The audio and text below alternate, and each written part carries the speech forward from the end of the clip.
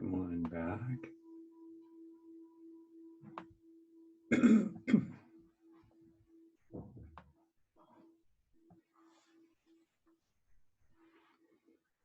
Okay.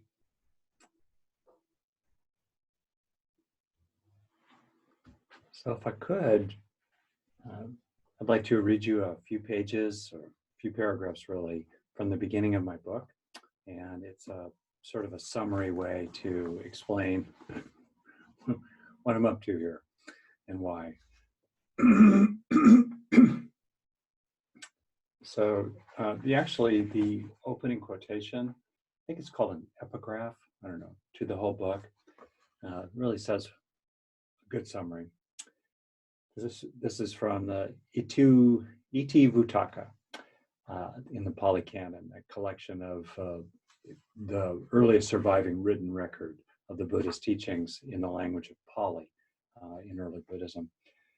Train yourself in doing good that lasts and brings happiness. Cultivate generosity, the life of peace, and a mind of boundless love. Train yourself in doing good that lasts and brings happiness. Cultivate generosity, the life of peace, and a mind of boundless love. How do we do that?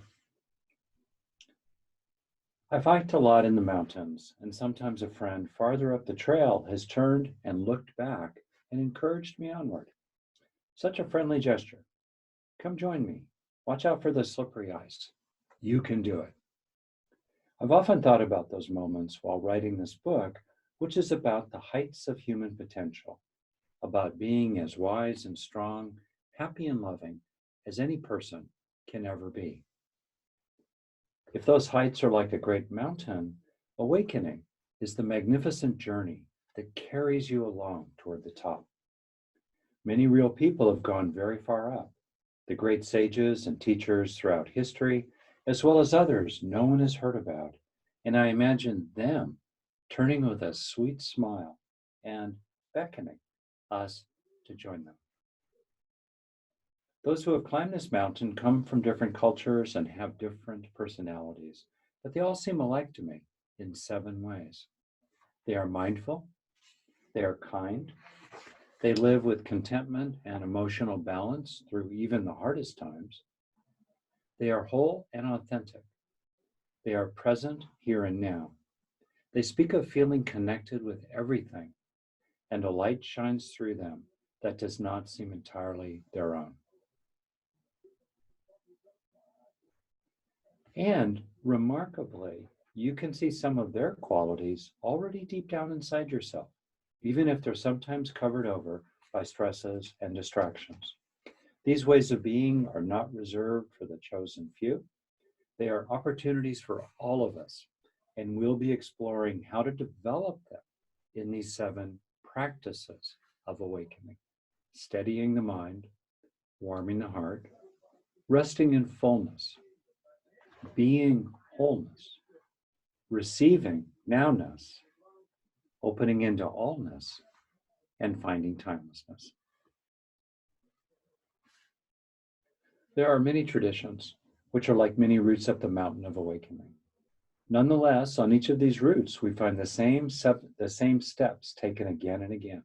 Steps of steadiness, lovingness, fullness, wholeness, nowness, allness, and timelessness.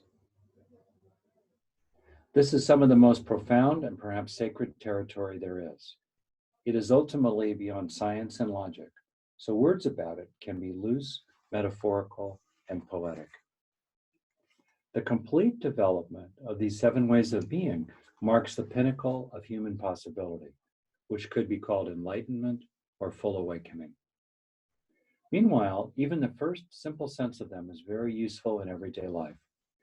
For instance, while dealing with stressful challenges, it's so good to rest in the fullness of feeling already peaceful, happy, and loved. And whether it is for the beginning of the path or its end, today we have an unprecedented opportunity to explore a kind of reverse engineering of awakening that is grounded in the living body. That's the opening to the book. And the part about the grounding in the living body is to appreciate both our experiences of the body and the ways in which the body is making our experiences. We may be sometimes mindful of sensations, mindful of the body. We are always objectively body full of mind.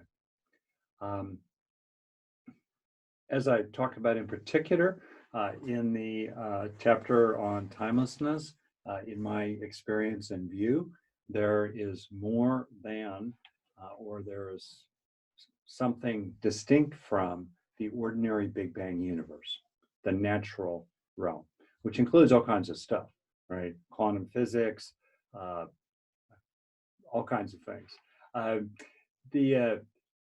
In my view, there are supernatural matters, and there is an ultimate transcendental that is meaningfully distinct as well.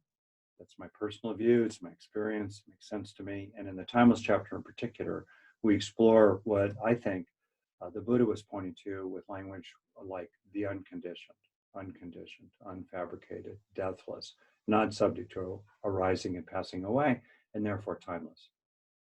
That said, I have friends and teachers who are strict secularists. They might describe themselves as atheists, or they basically take the stance, well, I'm not so much an atheist as I don't know, but I don't think there's anything relevant to practice and supernatural or transcendental matters, and so I just stay inside the natural frame. Okay. Inside the natural frame, certainly. So apart from whatever is not supernatural or transcendental, this moment of experiencing, the sounds we hear, the sights we see, the feelings we have, the thoughts that are flowing, all of that, other than whatever might be grounded in something transcendental or supernatural, other than that, those X factors, it's the body that's making the mind, this moment of experience. So the Buddha studied the causes and conditions mentally of suffering and its end. That's all he had access to. But now, 2,500 years later, we have a growing understanding of the basis in the body, those causes and conditions of suffering and its end, and the ways in which the causes and conditions that are mental enlist underlying physical processes to proceed, so that over time, we can deliberately use our minds to help ourselves have experiences that are targeted, that engage key neural processes.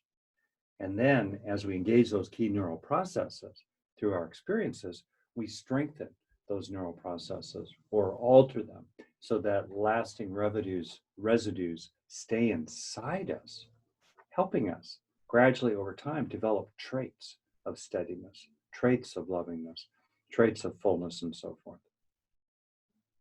I think of the teaching of Milarepa describing the end of his life, looking back on the end of his life, talking about his own life of practice.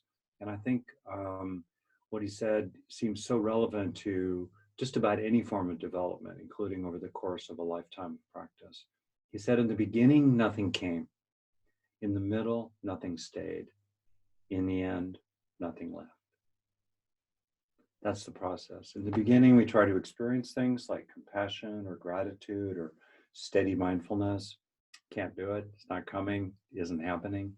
In the middle, we do have access to them, but they're based on sort of momentary causes. We're doing a particular meditation. We're listening to a particular teacher. Maybe we're in a particular setting. At that time, then we can experience that. But it's not yet a trait. It's a state. It's a state, it's a thought, it's a sensation, it's an attitude. It's good in the moment, but it's not yet hardwired into us. It's not yet a trait. We haven't yet acquired it as a trait that we can take with us wherever we go. And then in the third stage, nothing leaves. It's acquired. It's in you. It's operating in the background of awareness, in the wallpaper of the mind, or it comes forward kind of automatically, or it's easy to call upon when the moment requires it. As we develop, for example, traits of compassion, we expand the range of people who are challenging for us, for whom we can sustain our compassion. Gil Fronsdal, you probably well know, down in your neck of the woods, so if you're down in the south of San Francisco, wonderful teacher, he was talking about upandita, and Gil made a comment about equanimity, the deep topic, a very deep topic, and he made a general comment.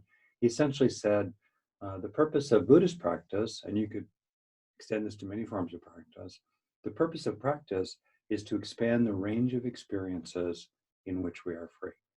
So as we acquire, for example, trait compassion, we expand the range of challenges, the range of experiences, the range of conditions in which we still have that freedom to rest in our own compassion, no matter what they do. It's unconditional compassion. It's not contingent upon external conditions, such as whether we like the person we have compassion for. So that's a path. And for me, if you want to get good at anything, classic, study people who are good at it.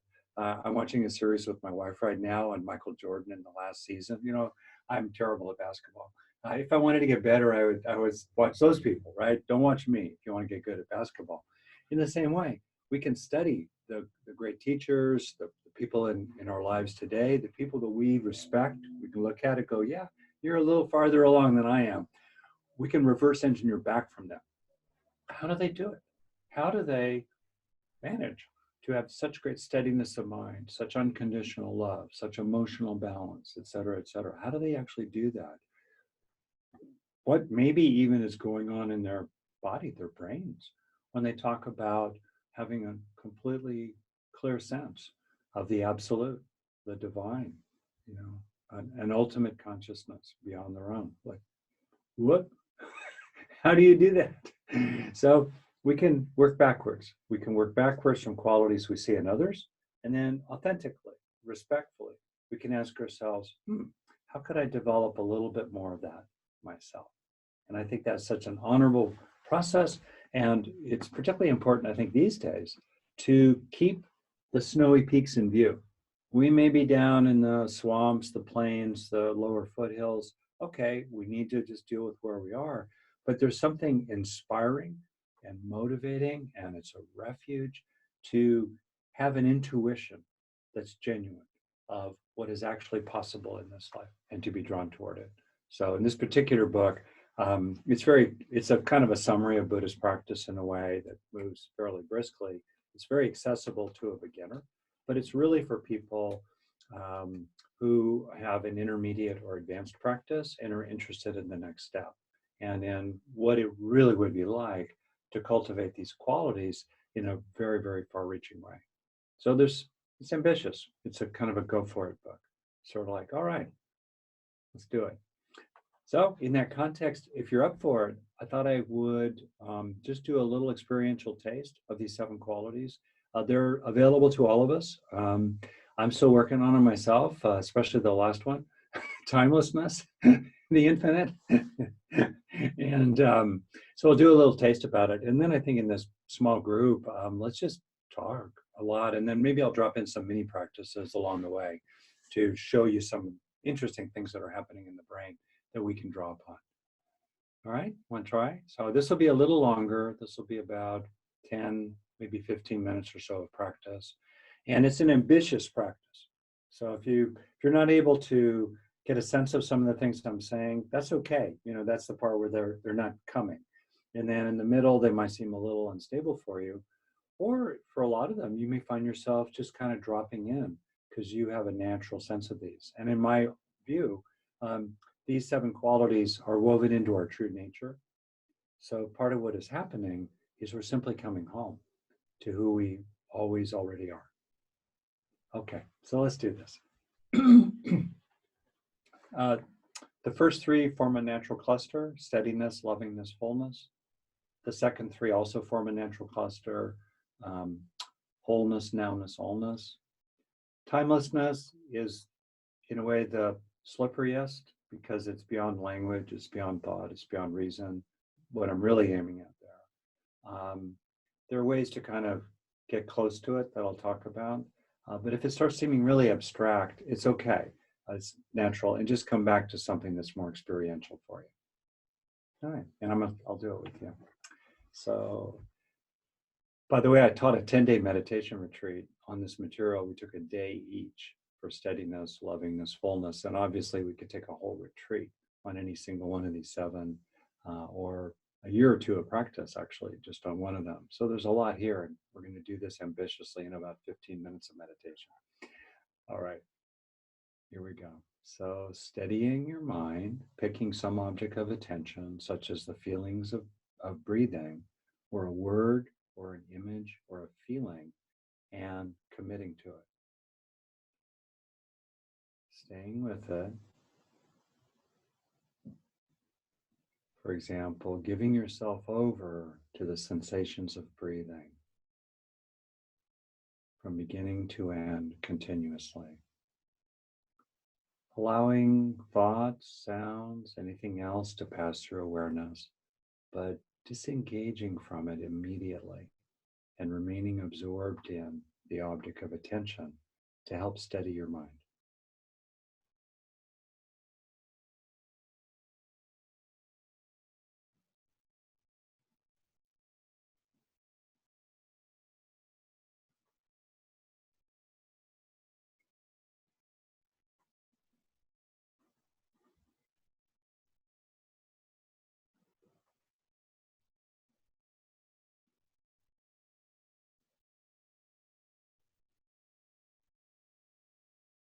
Establishing a sense of presence, being present.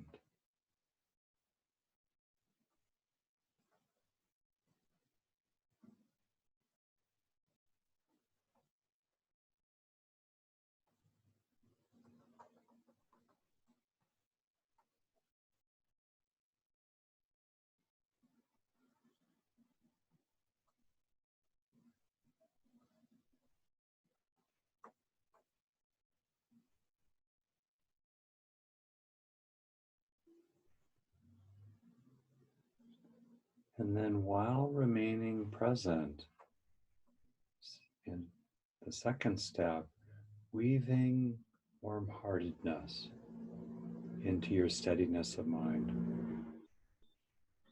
Perhaps sensing breathing around the heart,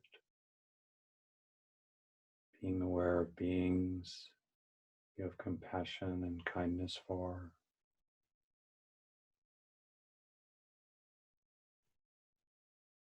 The heart opening.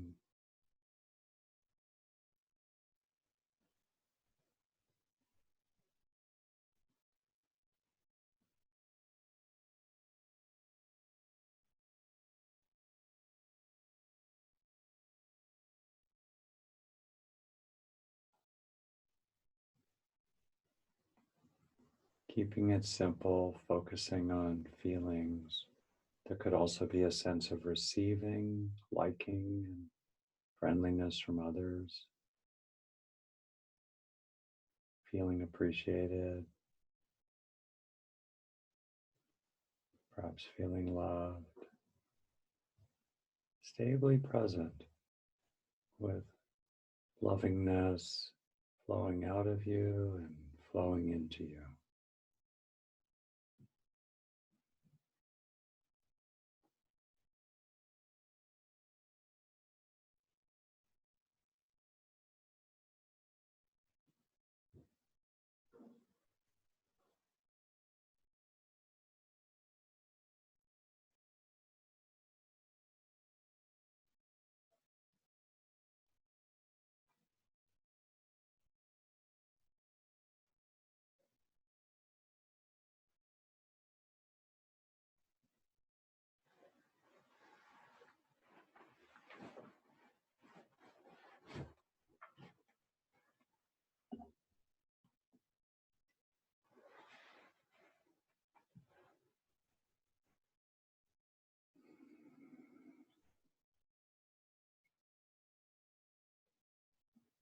And then third, also weaving in or simply opening to whatever seems natural as a growing peacefulness and contentment,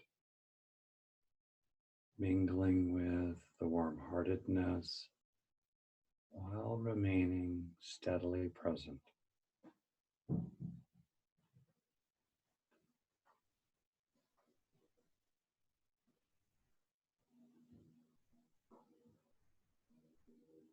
a sense of remaining steadily present with a mind colored with a sense of peace, contentment, and love.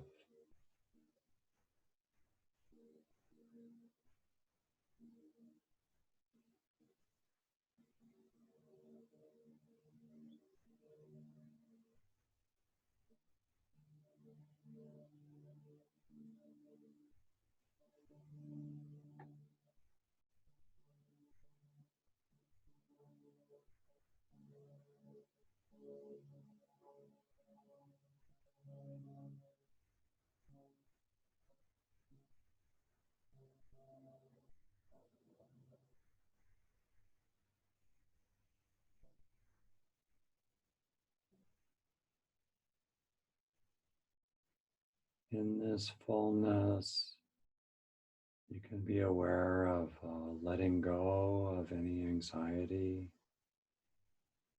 letting go of any drivenness. No need for that. Letting go of feelings of hurt or resentment. In this fullness can be a letting go of subtleties of craving, unnecessary as you rest in fullness, steadily with a warm heart.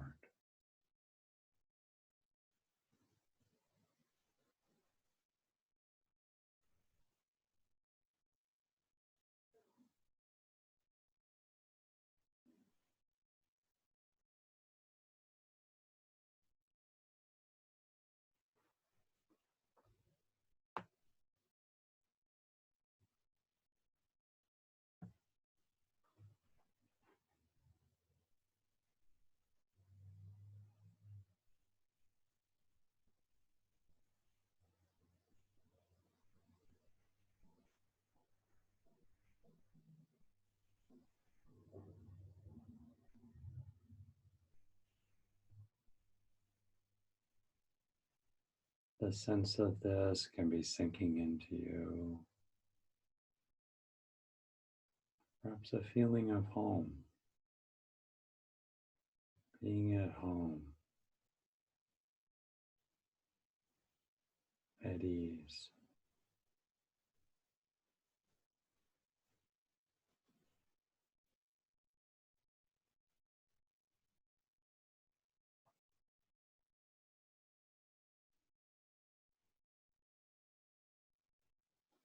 And then in the fourth step, being aware of your body as a whole, the feeling of the whole body with many sensations in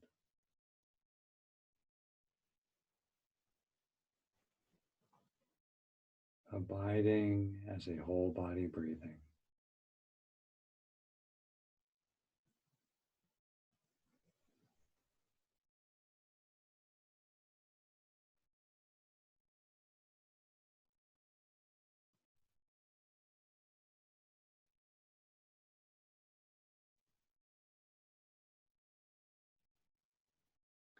Accepting yourself, accepting whatever is present in awareness.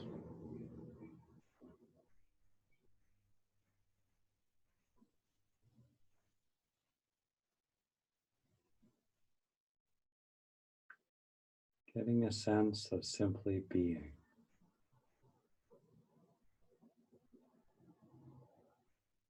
The whole of you.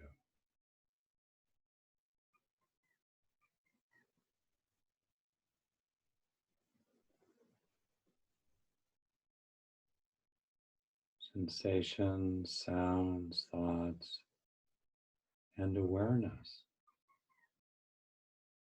Every part of the stream of consciousness as a single whole continuously.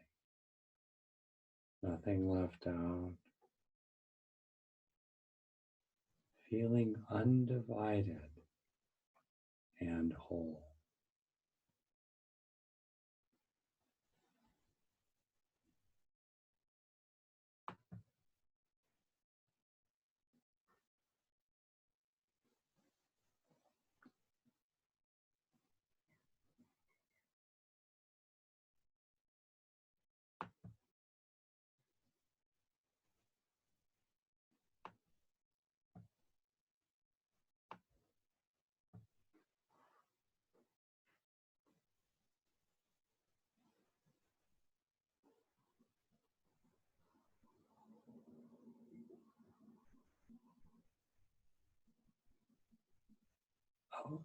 Abiding at ease and whole, being attentive to the sense of what is appearing in awareness as it passes away.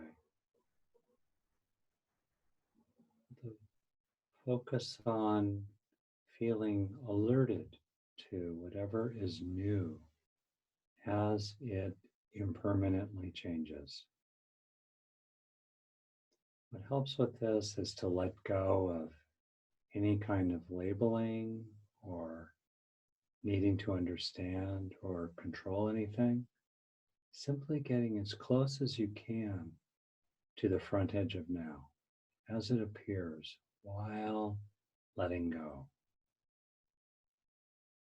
And as you receive nowness, it can help to be comfortable with this radical impermanence by recognizing that even as everything disappears, it is endlessly renewed. And we can get really close to the feeling of the ongoing updating of consciousness of ourselves as a whole. So I'll be quiet as you explore what it's like to get very close to the present moment, continuously updating, no need to understand it, no need to control it, letting go continuously as you receive the freshness of the next moment.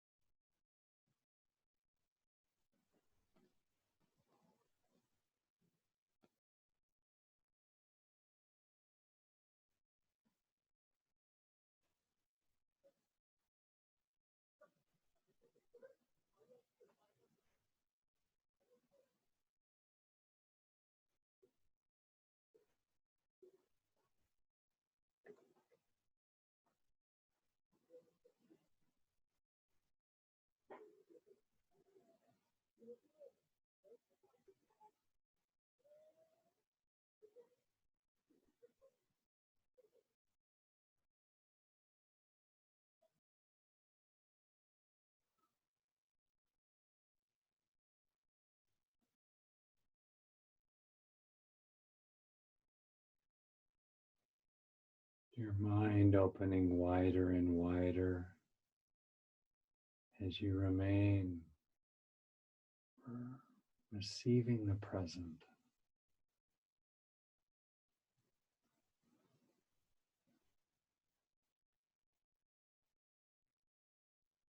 Being the whole of who you are as it is instantaneously changing.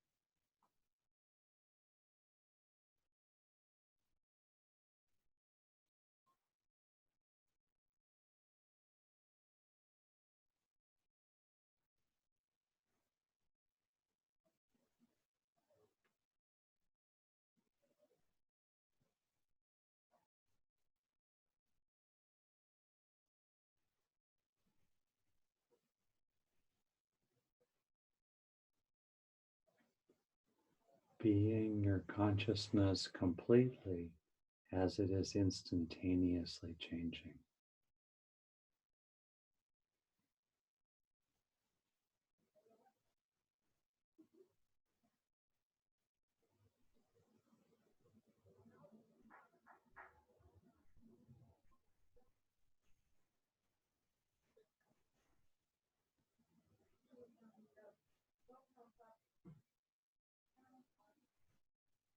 And then in the sixth step, opening into allness,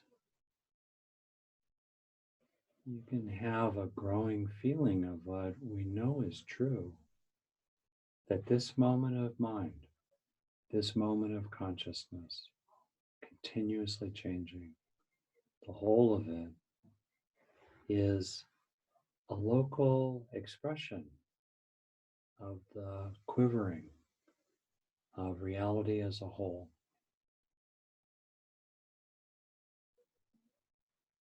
We are connected to the natural world, connected to others. This moment of consciousness depends on vast networks of causes. There can be a growing feeling of what we know is true, that we depend on all of that. All of that is expressing itself right here. And so there can be a softening of edges, boundaries softening between body and world, self and other. We recognize more and more how the universe ripples into us and we ripple out into it.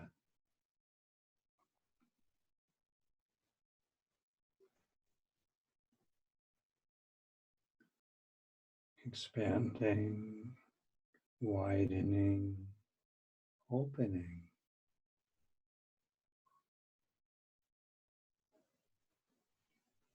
Into an intuition of the allness that is everything.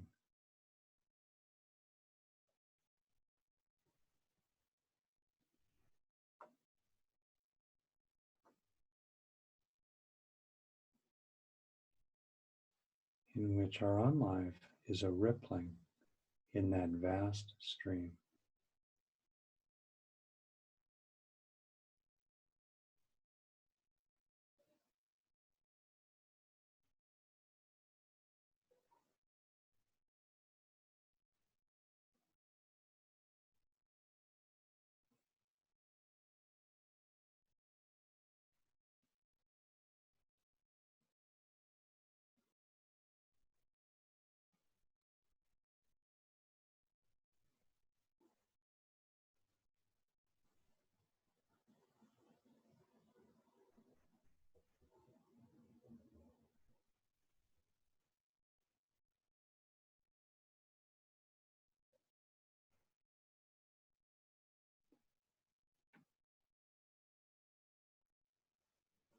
Being allness and acting as you.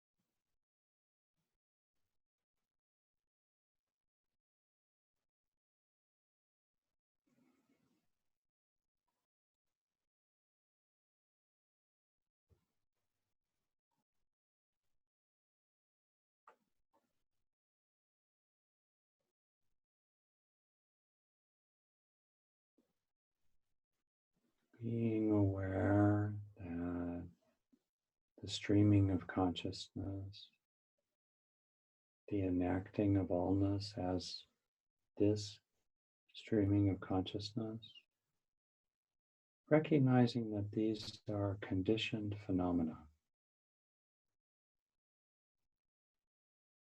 affected by vast networks of conditions and causes. And while recognizing this, as we move into the seventh practice, timelessness, see if you can have a feeling of what is spacious,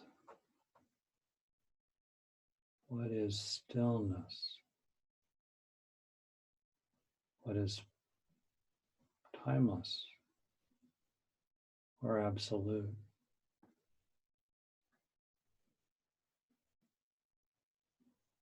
In relation to conditioned phenomena or alongside conditioned phenomena. Spaciousness, stillness, timelessness. Perhaps a sense of unconditioned possibility always just before this moment of conditioned actuality.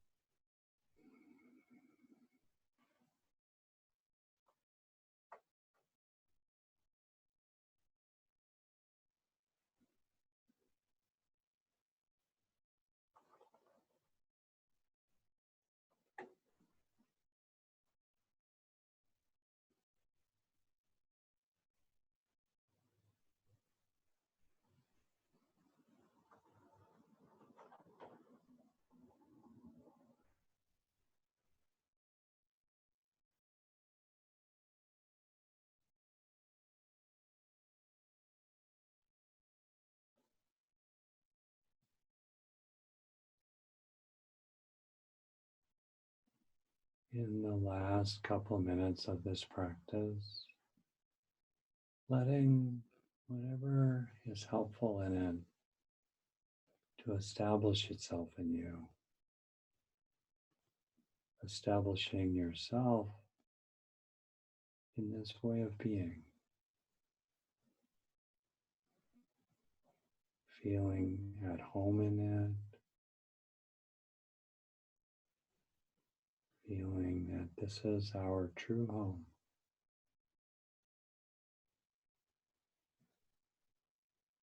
Clinging to nothing, receiving everything.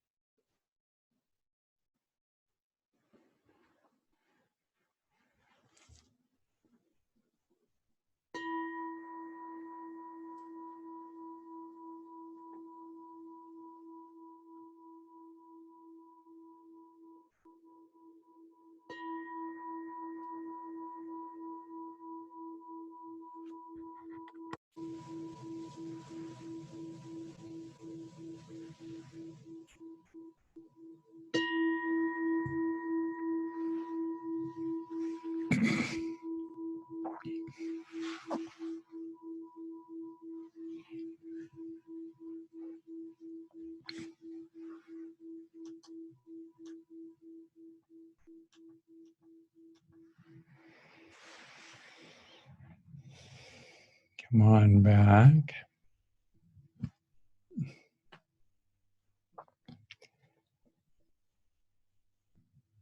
In our practice, it's of course always good to protect whatever's been beneficial that we've cultivated, even as we shift gears into being more active. By the way, I made a little boo-boo in my setup here, and hopefully it sounds better now. I shifted a mic setting, so now I'm properly transmitting through my microphone. Well, so I wondered what you experienced in that practice, and I thought we could open up now more for discussion, questions, comments, and I wondered if you had any questions or comments about any one of those 7. I think of you and this group as, peers in practice, people who have significant practice in most cases. So I'm really happy to talk about this in a pretty detailed way. Also happy to talk about some of what could be going on in the brain, and even happy to talk about how to apply some of this stuff to the current madness. I actually think that the highest levels of timelessness, allness, nowness, wholeness, and certainly equanimity, upekkha in Pali, fullness, and kind of lovingness and steadiness, really useful these days, obviously. Okay, so Heidi, how should we do this? I can see questions showing up in chat if you want to type them in. Also, I can see hands that are raised, and either I can unmute people or you could do that, Heidi. How should we do this? Sure, yeah, if you want to call on people and unmute them as you like. Yeah, and, okay. Yeah. So any questions or comments so far? I think there's a raise your hand feature. You can push a little button. Also, if you turn on your video, I can see you. So any questions or comments so far? Or have you just gone all the way, right? You're out there. You're out there with ultimate allness. We're all blissed out right now. Hey, well, maybe I'll set the stage, because I think with this crowd, we might as well just get right to timelessness, because that's one of the coolest topics. So I want to read a couple little things that frame that topic, because it could be quite controversial. All right, so I'm going to read a little paragraph here. And the last way of being, timelessness, is an exploration of what could be unconditioned, distinct from phenomena such as events and emotions that are conditioned by their causes. For example, a rainstorm occurs due to conditions in the atmosphere, and a storm of anger happens because of conditions in the mind. This is a big topic, and we can approach it in 3 ways. First, it could be about gradually unconditioning our habitual and painful and harmful reactions to things. So that's one way to understand unconditioning, while also opening more into what is effectively unconditioned in our own experience. Awareness as the effectively unconditioned field through which conditioned thoughts and feelings flow. For example, that's the first way. We disengage from conditioned neurotic habits, and we open into what is less conditioned inside us. That's a really good way to relate to unconditionality. Second, the unconditioned could be about entering into an extraordinary state of mind within ordinary reality, in which the usual conditioned constructions of experiences seem to cease. This is one way to understand the classic progression laid out by the Buddha. I'm imagining there are other forms of this kind of training in the Tibetan tradition. So in the Theravadan tradition, there's a movement in which one enters into access concentration, this preliminary stage, before moving into the 4 jhanas that constitute the right concentration or wise concentration element of the Eightfold Path. It's the Eightfold Path, not the Sevenfold Path. And one of those 8 elements includes these 4 non-ordinary, profound, states of consciousness, the jhanas.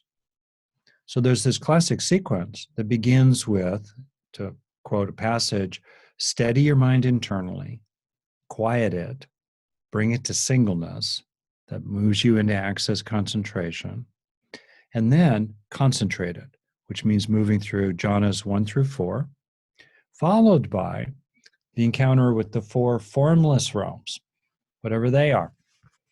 I have experienced the classic jhanas. I've not experienced the formless realms. I have numerous friends who routinely would do those trainings. They're well described. So you move through the formless realms, the base of infinite space, the base of infinite consciousness. What is that? The base of nothingness, the base of neither perception nor non-perception. Whoa. And then cessation and nirvana. So one way to understand that stays within the natural frame. It's arguably a secular, agnostic way to understand it. No God yet. Nothing transcendental yet. Just an extraordinary cessation of ordinary conditioned experiences within ordinary reality. That's how Stephen Batchelor understands that. That's how Lee Brasington understands that. That's how Andy Alensky understands that. That's how they talk about it. An extraordinary state of mind within ordinary reality. Okay, maybe that's all there is. But I don't think so. I think the Buddha was pointing to something beyond, distinct from, meaningfully different from ordinary conditioned reality. And people can argue about that. I try not to argue about it. I'm an inclusive kind of guy. So I think there are 3 possible ways, and if you want to stop at 2, that's okay. Now that said, here's the third. Third, the unconditioned could be about something that is truly transcendental, beyond conditioned ordinary reality. The chapter on finding timelessness includes all 3 approaches. This is the deepest practice of all, and you are welcome to engage it in any way you like.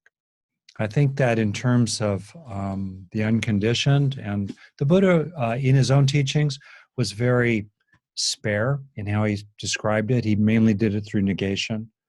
Unconditioned, that word could also be translated as unfabricated. Other words like deathless, not subject to birth or death, not subject to arising and passing away, the ultimate refuge. And in my view, he was really pointing to transcendental unconditionality, meaningfully distinct from the proceedings, the unfolding, the clockwork, deterministic unfolding of the conditioned Big Bang universe. And 2 attributes, so I think there are 3, minimally that which is unconditioned must be unconditioned. Also, potentially, it has consciousness woven into it, as well as perhaps love. And then we're moving further into theistic orientations to the transcendental. I feel genuinely pretty steeped in the first 6 practices through the opening into allness. Timelessness, I'm still working on. Okay, so that's a little framing. Help me out here. Any questions or comments about practice, about what's going on in your brain? The highest happiness? The next step in your own practice? What's the next step in your own practice? How can I be helpful? Mary Hodgson, thank you. I wondered if you could just share at a high level some of the neuroscience that you described, like if you might just take the top 5 or whatever to explain. Sure, a few examples. So a couple framing things, and some of this might be familiar to you if you know my shticks, my material. One really useful takeaway is the brain's negativity bias. Its tendency to overlearn from bad experiences and underlearn from good experiences. I use the word good pragmatically as experiences that are useful and often enjoyable. They're beneficial, in other words. So that's a key takeaway. We're clearly biased to become overly preoccupied with and ruminate about and reinforce anxiety, resentment, hurt. And it's important to be able to experience our experience. That's the foundation of practice, to simply be with it, But it's not the only mode of practice. And the Buddha emphasized wise effort, or you can see in that quotation from Milarepa, a gradual process of bhavana, cultivation. Now, I think as a frame, there is both sudden awakening and gradual cultivation. Both aspects of practice are very real. And we can emphasize one element more than another at different times. One aspect being just drop into non-dual union with God. Okay, if you can sustain that, great. For more than a few seconds. But if not, maybe there's a place for bhavana, maybe a place for cultivation, gradual clearing away, so that which is always already true can shine through more readily. So that's a frame. Another frame is the real importance of helping neurons to fire together and wire together, to move from states to traits, to actually help ourselves grow. I think the learning curve for a lot of people is steep in the beginning of their practice, but then at the intermediate level, they kind of stall out. There's a plateauing that occurs. It's good. It's fine. It's better than nothing, right? It helped a lot. And is that all there is? No. The great teachers have called us to keep going. So that's a thing. Another couple of things that I think are very relevant. So to help yourself, bhavana, to help yourself cultivate, there are neurologically grounded factors you can engage to steepen your growth curve when you're experiencing something useful. Stay with the experience for a breath or longer. Keep the experience firing together. Let's keep the neurons firing together so they wire together. Feel it in the body. That also tends to increase the somatic and emotional, motivational traces of experiences to sink into us. Focus on what's rewarding about it. Get a sense of, get more dopamine and norepinephrine activity going in your brain. So the experience at the time is highlighted and prioritized and protected as it moves into consolidation for long-term storage. These are just different ways that we can help ourselves increase our growth curve, our learning curve, as we move through the day. And those steps at the end of a formal practice of meditation, to slow it down, to really sink it in, interacting with your partner, where you realize, as I have often with my wife, this is not going well. I need to do something different next time. You want to let it sink in, right? You want to be like those rats and one trial learners. This is where the cheese is. That's where the cat urine is. Ooh, don't like that. Cheese, yes. Cat, no. Right? So anyway, then I'll just maybe wrap on one more thing, Mary, that's I find really kind of cool. It goes to wholeness and allness. It's really neat, actually. You could just play with it in your own experience. So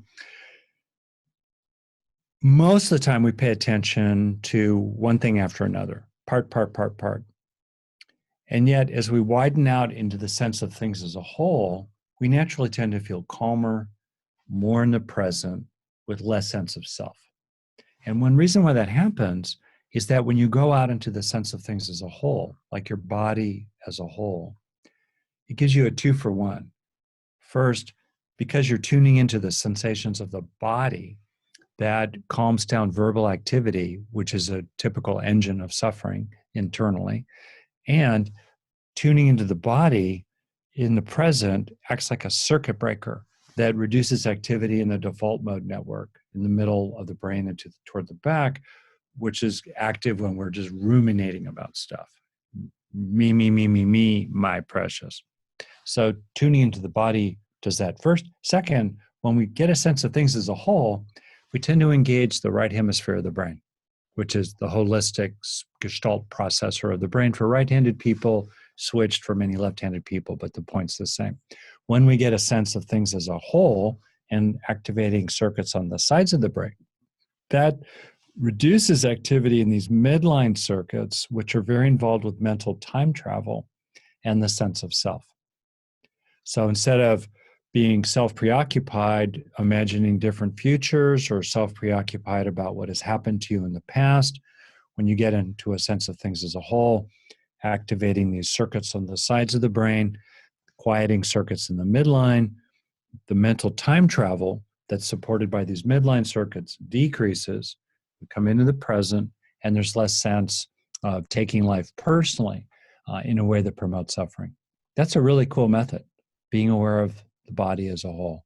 And with a little practice, you might start with a sense of your chest as a whole, left side, left and right together, front, back, front and back together, and then moving out into your whole body. These methods, by the way, most of them I did not invent. I've tried to pull them together and neurologize them and organize and apply them kind of fiercely and powerfully. But you'll recognize, like what I just said right there, left and right together, that's a yoga nidra technique. In other words, people have created methods over the millennia that work. Now increasingly we know why they work, and then how we can do them more skillfully. Right. And then just really last, if you look out, this is from the allness material, including what is going on when people have these radical non-dual experiences in which a sense of self falls away and the world shines forth in radiant perfection. That's in the allness chapter, including the classic Zen experiences of Satori or Kensho, these transformative moments, and then milder versions of that, in everyday life. Well, when you basically look close to yourself, it's called egocentric, not negatively, but just pragmatically, egocentric frame of reference occurs. What does something have to do with me? And you can watch your own mind. If you start moving your gaze out toward the horizon, 10 feet away, level, maybe looking out through a window, even up to the sky, maybe the corners of the rooms you're in, within a few breaths, you'll notice your consciousness changing, moving into more of a sense of an impersonal allness, totality, just things as they are. They are what they are. Everything as it is. And that natural perceptual framework is called allocentric. It's natural. We move back and forth normally. We hardly notice it because we're in it, between these egocentric and allocentric frames of reference. We need both of them. But a lot of our suffering is grounded in egocentrism, self, right? And a lot of the cultivation of allness is a recognition of the totality, everything as a whole, not to deny or use it as a spiritual bypass to push away any part of injustice or loss or mistreatment or abuse or issue, but to place all these parts that we tend to struggle with in a larger frame. And you can just play with that right there, getting a sense of your body as a whole. And then even if you want, just kind of opening your eyes or going into a practice like imagining sky of mind, awareness as like sky, spaciousness. And that, however you do it, you just, everything that is, pretty cool. And that's neurologically grounded too. And then what I talk about in the book is how the circuitry, remarkably, of wholeness, nowness, and allness entwine with each other. And just as the first three cluster, steadiness, lovingness, fullness, you get a feeling of that. They're kind of grounded. That's fairly accessible. You can also get a feeling of wholeness, nowness, and allness. Just like, boom, you're in it. And neurologically, they tend to cluster together. The circuits that support those three, wholeness, nowness, allness, are mainly right-sided and lower. And they entwine with each other. Anyway, thank you, Mary. So those are examples. And so for me, it's not to improve Buddhism or replace the Dharma. The Buddha did not need an MRI to become awakened, nor have many, many, many others gone far in practice. On the other hand, if we care about causes and conditions, and we care about dispelling delusion and ignorance, therefore, through seeing deeply and clearly, it seems very consistent with the spirit of Buddhism, certainly, to appreciate the bodily causes and conditions of the mental causes and conditions of suffering and its end. All right, I'm seeing some questions popping in from the chats. You all can probably see these as well.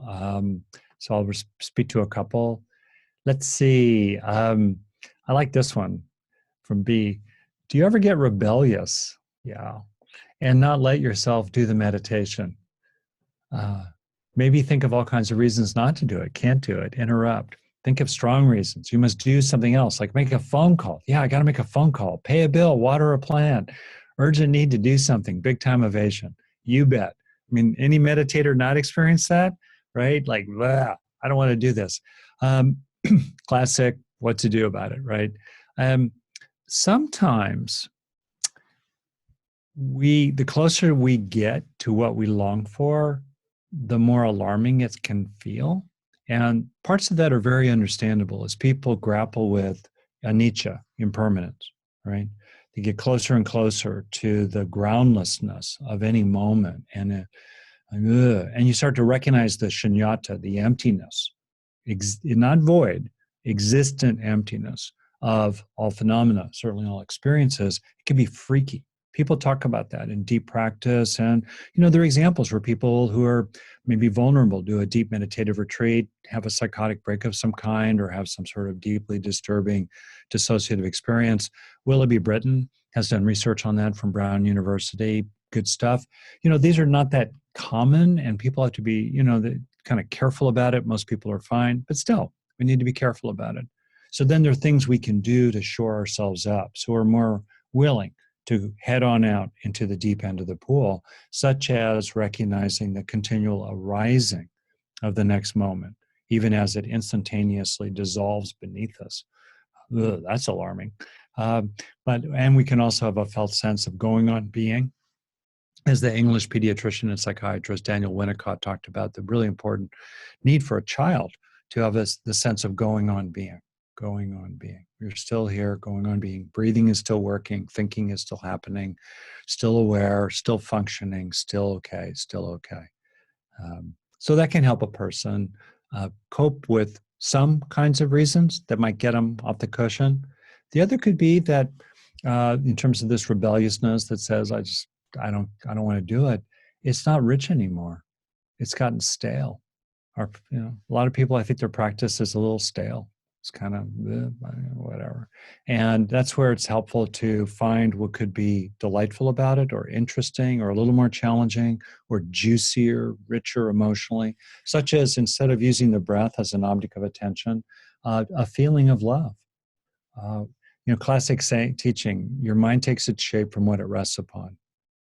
The brain takes its shape structurally and functionally, literally, from what we rest our mind upon. So if we rest our mind in our meditation on what calls our heart, if we rest awareness on what feels like the next within reach step of being, of how to be, we can establish, right?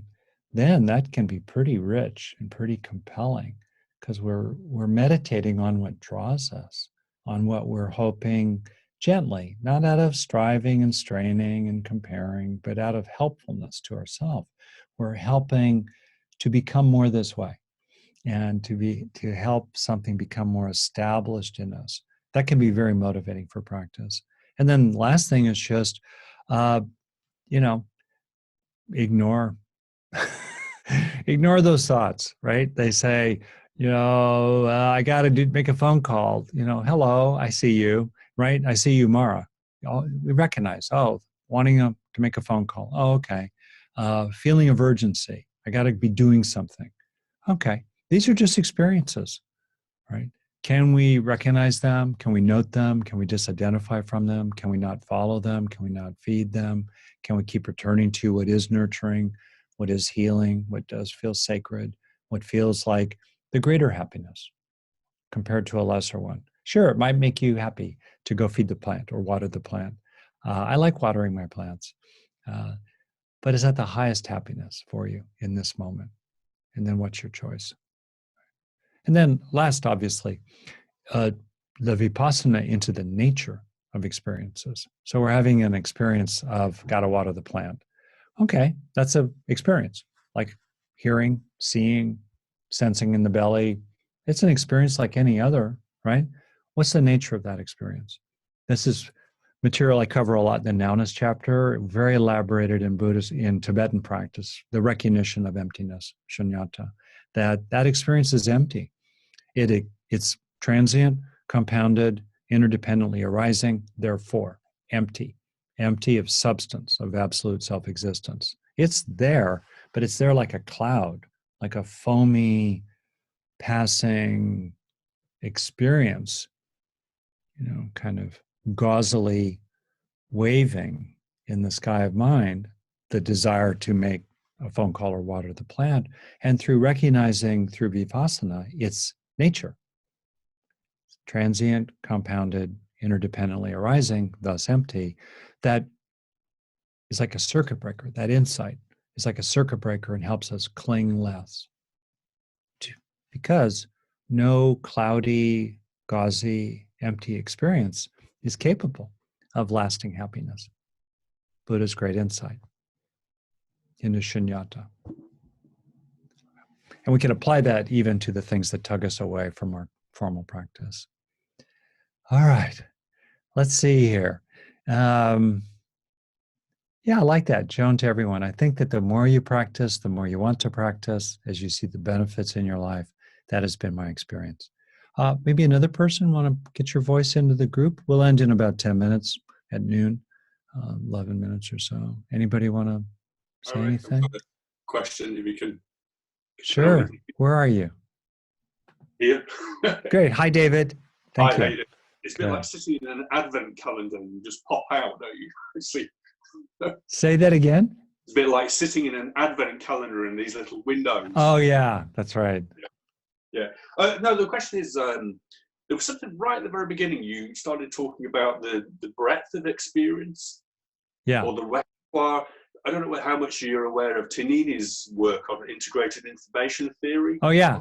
So, okay, that's your question. Yep, I'm quite aware of it. Uh-huh. Yeah, because that really struck me, that the repertoire of things that they could be enhances the richness of what it is. So the more you practice, and I kind of, whether this resonates with you, that the idea like Tonglen mixes and weaves together other experiences with that feeling that creates a greater complex. So do you feel that same consciousness would grow as well? Right. It gets really interesting, including what the words mean and how to have this be relevant to practice. So for those who maybe are not so familiar, Tonini, mathematically oriented. David knows, a lot about this. The gist of it, as I understand it, is that as the complexity of the basis for experiences grows, in some meaningful sense, consciousness expands as well. Right? But what does that actually mean? So what I find myself that's useful is to think about the awareness of squirrels. I see a lot of them in my backyard, the awareness of cats, non-human animals, because then it's kind of simpler to focus there. So clearly, squirrels are aware of their surroundings. We are aware right now of each other. Would one actually say that awareness, just awareness, the word consciousness is a complicated word. Let's just kind of keep it simple for the moment. Awareness, would we actually say that we sense that awareness somehow is bigger than it was before we began our meditative training? I don't know if I could say that, because I think of awareness as an effectively infinite field. It's already an effectively infinite field because it can represent an infinity of thoughts, feelings, and experiences moving through it. Maybe then if we think of the word consciousness in its other meaning, consciousness often means awareness. So I'm starting with awareness. Consciousness can also mean the totality of awareness and its contents. That's the second major meaning of consciousness. So it might be true that as we become more self-aware, we become more trained, and we have more differentiated experiences, including through, like you said, David Tonglen practice, that the sense of all of who we are might actually feel more and more expansive. And that rings true to me. So in other words, I'm not sure if awareness as a field of representational possibility can ever get bigger, but I do have a sense that the totality of who we are can in a meaningful way get bigger. And neurologically, one of the things you find in people with a long-term practice, especially Tibetan practitioners with like 30,000 hours of meditative training that gets studied, they have more gamma wave brainwave activity, gamma range, which really means they have more activity in their brain in which large coalitions, I mean millions and millions of neurons are firing together very quickly, 30 to 80 times a second. That's the gamma range of brainwave activity. And that kind of activity in the brain is associated with a sense of wholeness and integration and a capacity for growing and learning. Technically, neurons that fire together, wire together, when they fire together, they must fire together within milliseconds. So if you're getting more neurons firing per second, you have more opportunities to get so close to each other in terms of milliseconds that they're more likely to form connections. Thus, the ways in which gamma range activity reflects a greater capacity for growing and learning from the experiences we're having. We're more able to be changed by the experiences we're having as we have more of that gamma range activity. That's very cool. So anyway, these are speculations. They're plausible. They're not crazy. Neuroscience is a baby science. There's so much that's going to be understood in the next 100 years. One reason I'm really excited about this time is it's an unprecedented time for all of us to co-create what I think of as a fifth jhana in the historical development of Buddhism. In other words, we know more than nothing.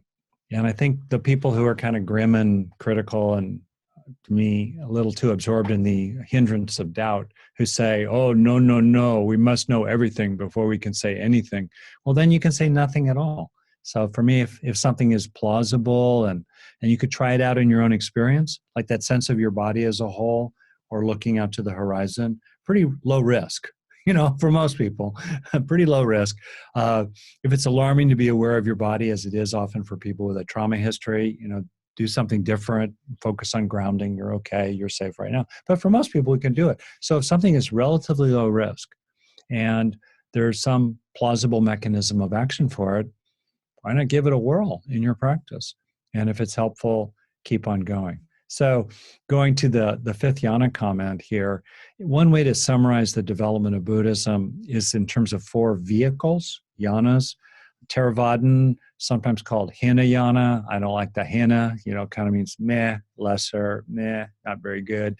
Then there's Mahayana. Ooh, we're cool. We're Mahayana, So then there's Theravadan, different way of saying it. Theravadan stream. Then I think the Tibetan vehicle. Then Chan, Zen, Chinese Zen, Chan, Zen, call it the third. And let's say that Pure Land is the 4th major vehicle. Let's honor that. Okay, so now we have roughly 4 vehicles. My home practice center is Spirit Rock Meditation Center. You may have been there. There's a big stone Buddha, I think made out of cement. Actually, it's a cement Buddha, I think. Behind the kitchen, it's huge. It's big. It's covered in lichen, bird dew, dust. It's been there 20 years easily. It's getting weathered. I think it'll be there in 500 years, personally, institutionally. I'm hopeful of that. So what will it see 500 years from now, that Buddha, or the people who sit with it? And I think that when they look back on our time, much as we look back on Milarepa and Padmasambhava and people like that, bringing Buddhism, let's say, into Tibet, we look back at what they did. 500 years from now, I think when people look back at this time, they'll see the development, the beginnings of a fifth jhana, in which there are multiple characteristics. Lay people with very serious contemplative practice, like yourselves, flattening of hierarchies so that lay people have more institutional authority and teaching stature, along with monastics, not knocking monastics, but I think we're seeing this development as well. We're in the early stages of it. It's long overdue, but we're still seeing the movement of women, people of color, other people into positions of leadership and teaching. Very, very important. Also in this fifth jhana, I think that's emerging, we're seeing the weaving together of the Buddhist tradition with to some extent Western traditions of science, and all in which they inform each other.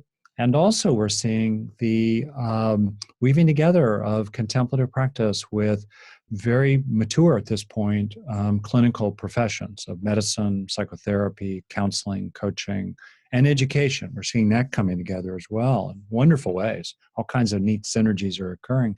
And to some extent, we're seeing elements such as mindfulness extracted from a larger whole and then applied, usually, I think, with good effect, appropriately, extracted from their Buddhist context. There are issues around that. I think as long as people are clear that this extracted method is not the entirety of a very serious and complex religious tradition. It's not the entirety of that whole tradition. But, if we use mindfulness well and bring to bear a necessary moral element, which is not inherent in mindfulness, necessary element of values and virtues, sila in Pali, morality, restraint, and love, then we're in good shape. Okay, so that's a bit of a comment here. And I find it really exciting. We are all together co-creating this fifth yana. That's pretty neat. All right, any final comments? I'll make one. Like I said, I taught this material in a 10-day meditation retreat. If it interests you, you might want to check out my Neurodharma online program. It's very affordable. We also give scholarships to people with significant financial need. It's well organized. The videos of all the meditations and talks I did over that 10-day period, as well as a bunch of bonus interviews. And it's well structured. It's put together in bite-sized pieces. You can just listen to the meditations, do whatever you want in it. That's the Neurodharma online program. And you can find out about it at my website, along with a whole bunch of freely offered resources. Okay. All right. Moving to a wrap here. Questions or comments? Thank you, Rick. I just wanted to let everyone know, too, I put a link to Rick's book, Neurodharma, in the comments there. And I'm also just going to add another link right now where you can go to Rick's website and get some free meditations and a free chapter from the book, so you can check it out first. And it's really just a great offering. I love your work, Rick, because for me personally, it really helps me have these deeper conversations with people who maybe aren't drawn to the more formal practices of Buddhism. So you can, really to bring benefit to them, how to transform their minds by approaching it from a more the science-based techniques and how it just generally brings good to their life. So appreciate that and really encourage others to check it out, especially if you have others in your life who are more skeptical of the tradition and want to still, though, develop their minds. Yeah, and just kind of along those lines, I think what you're saying is pragmatically true. You get people's attention when you start dropping in a little brain lingo. You have to be careful of the pitfalls of claiming authority and careerism and stuff like that. You have to watch out for that. But still, it does definitely get attention. But for me, the point of it is funny. The more I've learned about all this highfalutin scientific stuff, it's brought me back to the body. It's brought me much more into the intimacy of this feeling, this moment, this breath, and the ways in which practice is always in the present. And I believe there's a proverb in Tibet: if you take care of the years, the minutes will take care of themselves. If you take care of the drops, the cup will gradually fill. And that's within reach. And so for me, to really appreciate the mind-body process, the unified mind-body process, in which causes flow in both directions in an interdependent kind of way, two aspects of a single eddy in the streaming of allness that is our own person process unfolding over a particular lifespan. And to have a sense that our own person process, mind-body process unfolding, rippling through like an eddy in the stream of allness, moving through the banks of the unconditioned, time proceeding through timelessness, right? As you kind of ground in the feeling of that, it really brings you into a profound gratitude and like delight and awe at the mystery of it all, and appreciation for how, the physical universe then sort of manifested life, which then now on this planet, 3.5 billion years or so later, manifested as the eddy in the stream of each one of us. Heidi, Rick, Sandy and Irv, everyone, just, right? All of us, for our time. This rippling into a distinct person process unfolding life as an expression of everything, and then gradually dispersing back into everything, whose nature has been our own all the while. That just feels really good and seems very, very harmonious with and respectful of the deep teachings found in Buddhism. Thank you. Beautiful. Yeah, thank you for sharing your wisdom with us today, Rick. Yes, to you Guiding all. us in practice. Thank you, everyone, for showing up. It's been such a sweet, sweet morning. And yeah, again, just really encourage you to check out Rick's offerings and his latest book. And yeah, and I hope after all of this clears that we will get to host you here again in person on our beautiful retreat land here at Vajrapani. And yeah, really look forward to that. Yeah, me too. Thank you. And I really appreciate your kind and attentive faces here and in the Advent calendar that we have here on the Zoom field. And take care. Be well. Really, be well. Bows to you all. Thank you very much, and bye-bye. Thank you all. Bye, everyone.